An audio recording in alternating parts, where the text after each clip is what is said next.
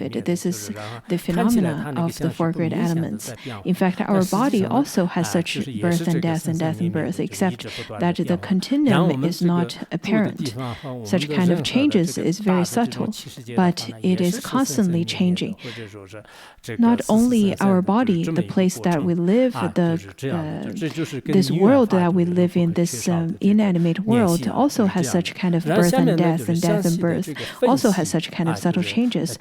That is because they are all correlated to the causes and conditions. They are they are bound by the causes and conditions. Now let's look at the 5 great elements, which is the earth, water, fire, wind, and space, the 5 great elements. Each of them are going to be detailedly explained. These 5 elements are very familiar to all of us. It is unlike things that we have complete no understanding of, such as a submarine, how to make a submarine, how to make nuclear weapons. We have no information on any of those. But when it comes to the earth, water, fire, and wind, and space, those are the things that we live with every single day. We understand what they are. We know what earth is, what water is, and what fire is. But have you ever looked and observed in detail? Now, the Buddha told Ananda, saying that consider now the nature of earth is coarse particles that make up a great earth. Its fine particles make up motes of dust, down to and including motes of dust bordering up on emptiness.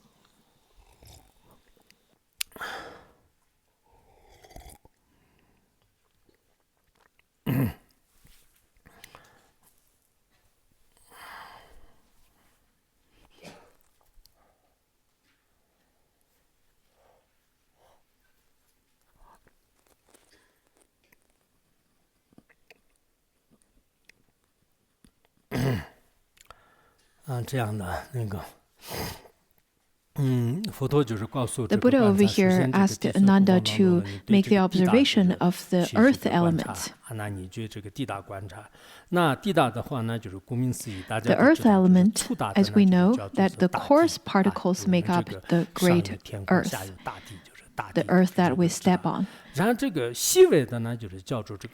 fine particles make up the motes of dust, 1 mote of dust.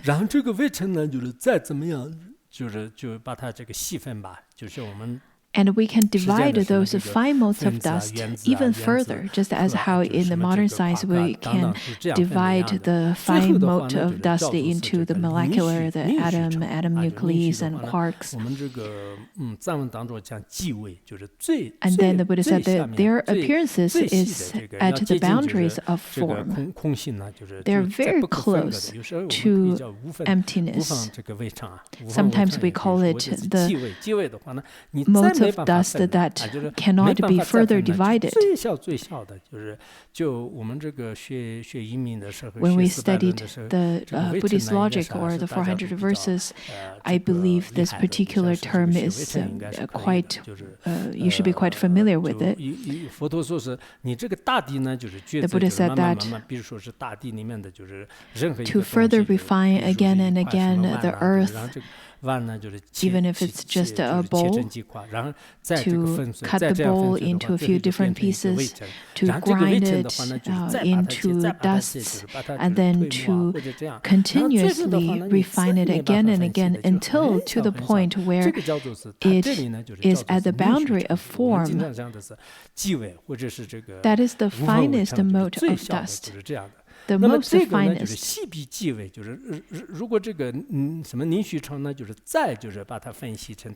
If one divides those fine mote of dust, their appearance is at the boundary of form. So that is at the foremost, the most extreme finest aspect of that dust, to the extent that it is at the boundary of form. Then divide those into 7 parts. According to Abhidharma or Gateway to Knowledge, we know that is the 7 most extreme fine mote of dust is 1 fine mote of dust.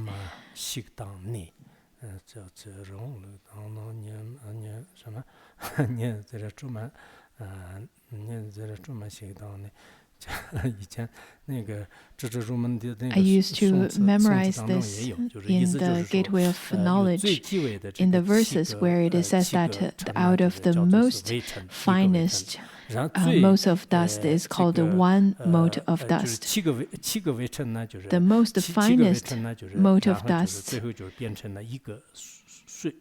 forms into 然这 an 7个铁尘 iron 呢，是这个7个 mote of 什 dust. 么这个水 And 尘 then 啊 the 7还有这 iron 个 mote of 兔 dust 毛层、羊毛 then 层、 forms 羽毛层 into a sheep 然 dust, 后 and then 是绒 the 等 rabbit 然后镊 dust, 子，然后这 and 个 then 阳光 the 层啊，就是那个日 cow 程 dust, 就是日程 sunbeam 还有呢 dust, 就是and then 就是继承，就是既是那个 a 身上的那个 louse 丝子， egg 就是还没有变成丝子的那个 before 白色 it 的那个 turns 东西 into 叫 louse. 继 So 子 the 是 louse egg, 然后就丝子，然后就 and then a 镊子， louse, 就是这样 and 7 then 个 a 7个的， barley 最后 grain, 的话呢， and 就 then 是 a 就变 finger 成了那 width, 个 and then 我们的什 eventually 么指节，就是 after 这样的，就是这些是 it 它最小单位的这个 increases 越来越 in 递 size 进的一 in 个过 7程， folds. 就是这样的。所以呢，我们说是最那个细微的，就是最后呢，就是变成微尘啊，就是变成 So 微 the 尘。 finest 啊，就是 is 刚才 this 继位就是 particle, the 7个呢，就 finest 是变 is 成 this 一个 mote 这 of 个微 dust 尘， in 就是 this 一个微 particular 尘的话呢， translation. 就 In 7个微 each 尘的 of 话呢，就是变成一个 the 铁尘，7个铁 mote 尘呢， of 就是变成7个 dust, 水，一个 there 水尘 is 就是这 the 样的，一个 extremely 一个 fine 往 mote. 上，就是 Seven, 这样的， it 就 is 是 made by 就是 77倍 extremely 的这个 fine 增 mote 啊， of 就是这 dust. 个。那这样的话呢，就是这个意思，就是说我们再这样分的话呢，就是其实是这个最细微的呢，就是 It 刚 means 才 that 就是 if 讲 we 的 were 这 to 个 divide it further and 就 further 是 until the 凝 finest, 虚层啊，就是 which 凝 is 虚层。 the 那 bordering 么 upon empty, 根系 bordering 凝 upon 虚 emptiness, 既是空 mote 性， of 就是如果 dust. 我们把这个凝虚层呢，就是再去观 If 察， we were 就 to 是这凝 divide 虚层 that 的话呢， further, 就像那个中观传论， it should 里 be 面 that 就是分析 emptiness 的那样， can 就是 give 用这 rise 个 to 6 个 form. 方向来，就是有这个微尘的这 According 种观察 to 方式也可以，或者是中观400论 the 当中就是也有这 ornament 个 of 微尘的这种 Madhyamika 观 in 察方 the 式啊。 particular way 等 of 等，就是这样的观 analysis 察的时候， through 最后 that 呢， text, it talks 就 about 是 how we 最 can 细微的这个层呢， make 就是 the 不挠不 analysis 可 in 的 the 就是 6变成这个 ways. 虚空啊，就 Or 变 the 成虚空。 400 verses 所有 where 的 it 色 talks 法呢， about 就是 through 其 this 实是你是 particular 可 way 以 of 这样 making observation, then at the very end, 观 the 察，就是最后呢， most 完全 finest 抉择为这个空性啊， particle, the 就是 most 大乘念经 finest 当中有 motes 时候 of 分 dust 析 can 注释乃至观即 also 为自信无所 give 有， rise 譬如 to 于兔角啊，就是说是 to 我们如 be 果分 divided 析 and 这个 become 任何一个 emptiness. 设法，然后最后呢，就是把它这个分析成一块 According 一块 to 的 a sutra, 切 it 啊， says 就是 that 这个 if 胚 one 啊， were 就是 to 或者是膜啊，最 make 后呢，就是变 analysis 成刚才 to 说 all 的 the 这个继位。 forms 然后继位再去 to 观察 the 的话呢， extent of 最 the 后就 most 是这个 extreme 法呢，就是 fine 妙不可 motes 得 of 啊，就 dust, 像变成是从 you 空性 will 层 see 面来 that 讲的 it 话呢， doesn't have 跟这 any 个对 true 貌不扬没 existence, 有任何 just 这个差别的。 like 就是其 how 实抉择空性的时候呢，很需要这 there 样的。 is 我 no 们 horns 这个 to 大圆满修 rabbits. 行的过程当中呢，也很需要。 If we were to continuously to refine a form again and again, then we would look at the most finest mote of dust, and we would come to the conclusion that there is nothing that can be obtained from that. We really need this particular type of analysis in our Mahayati practice as well, or as Buddhists in general, we need to understand it. Not this particular teaching is not given only in Buddhist teachings, rather it is given in the quantum physics as well. For example, the teacher of Albert Einstein, Max Planck, he was the winner of Nobel Prize back in 1918. He said that by observing anything in this world to its extent, you will know you should get shocked. If you do not get shocked, then that means you do not understand quantum physics. So over here, this part, it is also through making analysis all the way from the coarse objects, that is the earth elements, and then all the way till the smallest motes of dust. You will notice that there is nothing that can be obtained. In the teaching of Ponzo Rinpoche on the manjushri, the peaceful manjushri practice, which is an Ati text, he talked about how to come to the understanding and realization of emptiness. He also made the analysis from all the way from coarse matters to the finest and then to emptiness. The Buddha here says that Ananda, if this mote of dust bordering upon emptiness is divided and become emptiness, then out of emptiness, it should be that emptiness can also give rise to form. According to entering the way of Madhyamika, it says that though everything is empty in nature, but out of emptiness, everything can be manifested. So you don't need to worry about if everything's empty, then there is nothing that can be appeared. That is not the case. In Chinese, there is a saying that create something out of nothingness. That is a very good particular expression, because everything that we have, all phenomena, is simply manifested out of emptiness. Because the nature is empty, that is why everything can be manifested. That's why everything can be produced and created. If it is not empty, then there's no dharma that can be produced. If it is not empty in nature, then there is no abiding, there is no extinction, there is no birth, there is no changes at all, there's no opportunities for it. That is why the Buddha told Ananda, don't worry about everything being empty, because Ananda is, after all, a Theravada practitioner, so he probably would be a little bit worried. Because according to Sabbativada school, any school below the Chittamatra school, they would hold on to something being solidly existent. Therefore, these kind of practitioners would hold on to a finest particle that is solidly existent. Without such kind of particle that is solidly existent, then there is no root for the building of everything, according to those Sabbativada schools. Now, the Buddha then continued to say that just now you asked if mixing and uniting doesn't bring about the transformation of everything in the world. The Buddha still remembers his question. Ananda thought that his question was very sharp. And the Buddha now addresses his question, saying that, well, since you state that everything produces from the combination of causes and conditions and ceases if the causes and conditions would cease. But now I would like you to make the observation and see if the uniting and mixing is existent or not. What is it that you mean by mixing and uniting? You should carefully consider how much emptiness mixes and unites to make a single mold of dust bordering upon emptiness. The Buddha is saying that, well, let me ask you a question. Since you're saying that there is the smallest unit that is the emptiness, that is the dust bordering upon emptiness, if this particular dust were to build phenomenon, build matter, then how many of these kinds of dust that you need to make form? If you're talking about mixing and uniting, you need to mix and unite with the others. Then how many of those spaces that you need to mix and unite? Since it makes no sense to say that dust bordering on emptiness is composed of a dust of bordering on emptiness.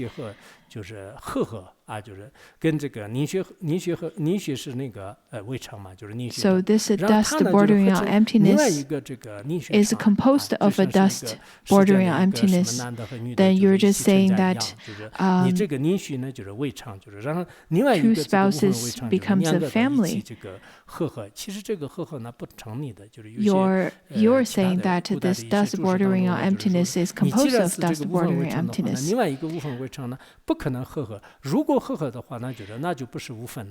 How could you say that this is the finest dust? This is the dust that is bordering on emptiness, also is composed of dust bordering on emptiness. If they were to be mixed together, then you cannot say that it is the finest dust anymore, because it is composed of something else. Also, if it is mixed and united together, are there any gaps in between? Are they merged together? So you need to make further observation upon it. If this dust bordering on emptiness is composed of dust bordering on emptiness, then it is just like two beggars getting married, since both of these dust are bordering to become emptiness. This dust bordering on emptiness slowly and slowly could become emptiness. Then the Buddha says that, moreover, since modes of dust bordering upon emptiness can be reduced to emptiness, of how many modes of such form at this must emptiness be composed. Since emptiness is so vast, how could this smallest form to become vast emptiness? How could these two be mixed together? Ananda couldn't answer that either.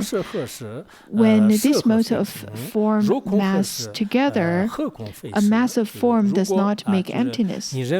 When emptiness is massed together, a mass of emptiness does not make form. If you think this form can mix and unite with anything else, with any other matter, then this mix and unite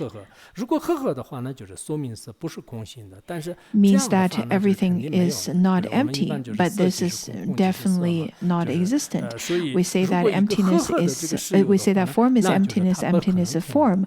So if you say that there is something that is truly existent as uniting and mixing, then it is definitely not empty. If you were to mix this particle with emptiness, then it is definitely not form either, because as we stated previously, if you were to see sunlight, you won't be able to see darkness. So for the same reason, if you were to mix this form with emptiness and say that this formed matter is because it is mixed with empty, then the form can never be formed, can never exist.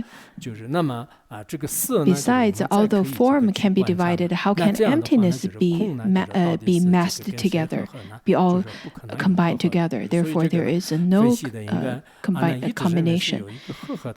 Ananda kept on thinking that there is something that is massed together, that is something that's combined together, the causes and conditions that is compounded together, then there is a production. That is Ananda's understanding, but the Buddha did not agree with it. What is combined together? Is it emptiness and form combined together? Is cause and condition combined together? How is it combined together? Does it have contact or does it not have contact? Does it relate to each other or not? Does it combine to each other at the same time or not at the same time? Does it combine together with form or without form? In fact, whenever we use this kinds of analysis through Madhyamika, you will be able to understand that there is no solid existence, or it is in fact not because of causes and conditions that it could be produced. But of course, whenever we are speaking of it in a conventional way, yes, we can say yes, because of causes and conditions, this and that happened. But that is before you make the detailed observation. You can say that it happens under the causes and conditions, just like a dream and like an illusion, because these are false. These are not absolute. When you make such observation with your wisdom, you will understand that it is true. What the Buddha stated is true. The so-called combination with causes and conditions, the uniting and the mixing, 因为因缘和合的话呢，就是对每一个这个法呢，就是要抉择，就是那每一个法抉择的话呢 especially when we look into each aspects of the mixing and uniting of the causes and conditions. If we were to use that method of, if we were to apply that method onto the observation of the element of earth, we would be able to see that how is it going to mix and unite with the others? How is it going to mix and unite with emptiness, with fire, with wind, and so on? When we make such observation, we will be able to understand these these are simply just illusory. We talk about, though that we live in this world that is made by the four great elements and live in this body that is made by the four great elements and doing all the kinds of things that is related to the four great elements, but they are simply illusory. It is simply just like a dream. And then the Buddha continued to say that you simply do not know that in the treasury of the thus come one, the nature of form is true emptiness, and the nature of emptiness is the true form.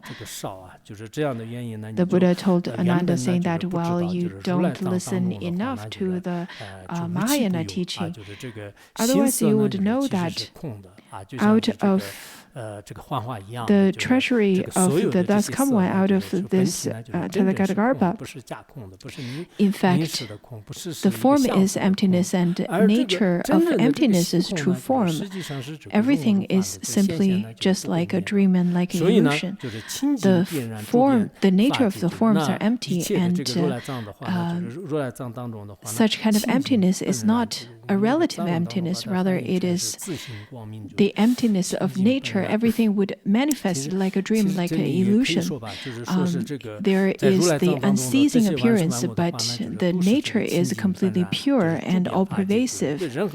In the Tibetan translation, it is translated as the nature is luminous. I think it is a very good translation over here. In fact, in the Buddha nature, all of the phenomena, they are pure in nature. They are all pervasive in the Dharma Dhatu. There is no Dharma that is not pervasive.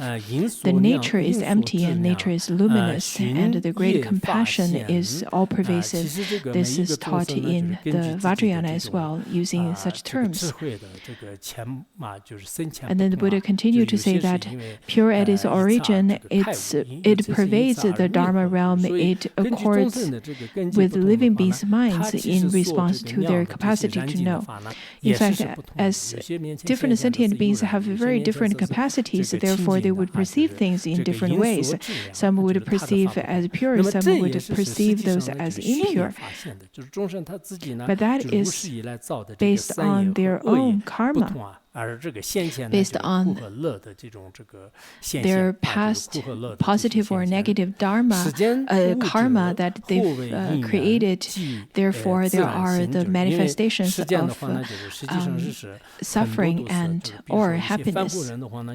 But the sentient beings do not know that. They're not aware of it. Therefore, they get confused. It is experienced to whatever extent is directed by the law of karma. Ignorant of this fact, people in the world are so deluded as to assign its origin to causes and conditions or to spontaneity, just as some of the non-Buddhist schools, they would say that it is spontaneity. These mistakes, which arise from the discrimination and reasoning process of the conscious mind, are nothing but the play of empty words which have no real meaning. The Buddha now states that, well, Ananda, though that you're not as bad as the non-Buddhist practitioners, but you kept on asking the questions, it is produced because of causes and conditions.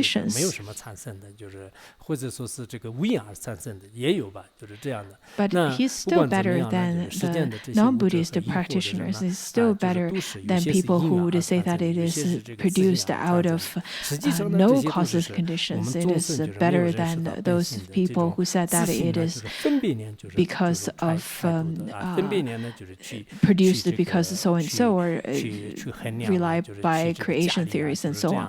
Anyhow, those ignorant people in this world, they kept on talking about how they are produced by causes and conditions, but that is simply because the ignorant sentient beings had not realized that the nature of the Buddha nature. Therefore, they kept on give different reasoning process and conscious mind to make further discriminations and conceptions. But those play of empty words which have no real meaning. According to Zen teaching, they often talk about as long as you speak of it, it is not the true meaning of it. According to a sutra, it says that the Tathagata do not argue with the world would argue with the Tathagata, because the Tathagatas would not argue, since language is of no real meaning. The language that we use, in fact, they do not have any true meaning. They are simply established because of the delusion. What is truly seeing the world? What is truly seeing the truth? It is only a very few numbers of people in this world can see that. What can be expounded and explained through language are the conventional things. But those are not the truth that is devoid of the four elaborations, the four extremes and 8 elaborations. The moment that you speak of it, it is wrong. According to the Zen teachings, they also speak of this. The true experience of luminosity and emptiness, the indivisibility of the two, is completely inconceivable, just as a mute tasting the sweet candy. There are many different teachings according to Sutrayana and Tantrayana and Zen teaching and Mahāti. There are direct pointing out to the nature of your mind that is beyond all of those speech. That is why through those direct pointing out you would experience that enlightenment. And when you attain enlightenment, you would see this world is truly real. And then at that time you would say, ah la la. Let's stop here today.